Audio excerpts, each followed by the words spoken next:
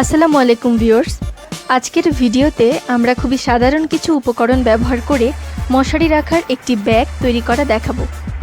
এই ব্যাগটি তৈরি করার জন্য যে সকল উপকরণ লাগবে তা হলো একই আকৃতির ও ভিন্ন ভিন্ন রঙের 6 টুকরো লিনেন প্রকৃতির কাপড়। আমরা এই 6 টুকরো কাপড়কে দুটি আকৃতিতে ব্যবহার করব। প্রথমটি হচ্ছে আয়তাকৃতির, এক্ষেত্রে দৈর্ঘ্য হবে 30 ইঞ্চ এবং প্রস্থ হবে 20 ইঞ্চ, এবং অপর আকৃতিটি হচ্ছে গোলাকৃতি। গোলাকৃতির কাপড়টির পরিধি হবে 29 ইঞ্চ এবং ব্যাস হবে 9 ইঞ্চ। 2. সেলাই করার মাধ্যম হাত বা মেশিন। 3. যে কোনো ধরনের একটি চেইন।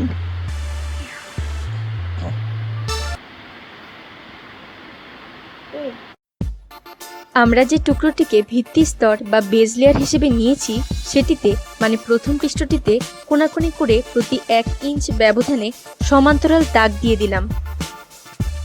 ভিত্তি স্তর বা বেজ লেয়ারটিকে উল্টে নিয়ে মানে তার অপর পৃষ্ঠে অপর 5টি লেয়ার বা কাপড় বিছিয়ে দিয়ে একসাথে আটকে রাখার জন্য কোনাকুনিভাবে ক্রস আকৃতির একটি অস্থায়ী সেলাই সুই সুতার সাহায্যে দিয়ে দিলাম।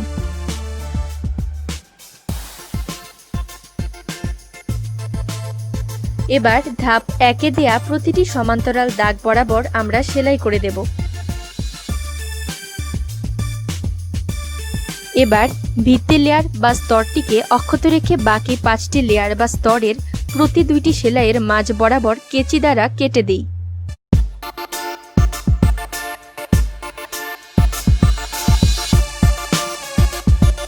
কাপড়টিকে প্রস্থ বরাবর ভাঁজ করে নিয়ে এর দৈর্ঘ্য বরাবর ওপর ও নিচ উভয় দিক থেকে 3 ইঞ্চ পরিমাণ অংশ সেলাই করে নেব এবং এ প্রান্তে একটি চেইন সেলাইয়ের মাধ্যমে যুক্ত করে দেব।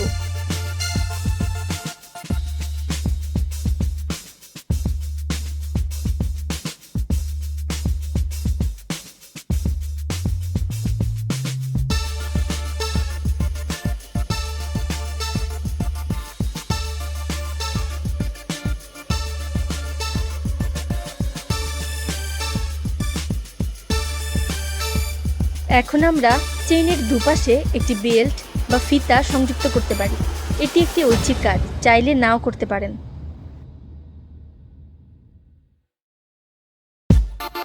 আগের ধাপগুলো অনুসরণ করে একই পদ্ধতিতে 29 ইঞ্চ পরিধির 2টি গোলাকৃতির কাপড় তৈরি করে নেব।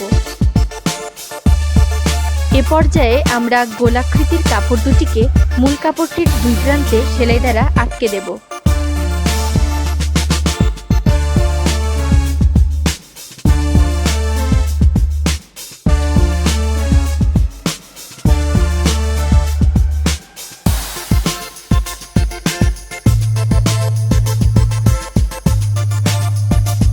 এবার আমরা বানানো ব্যাগটিকে হাতে বা মেশিনের সাহায্যে ভালোভাবে ধুয়ে ও শুকিয়ে নিয়েছি।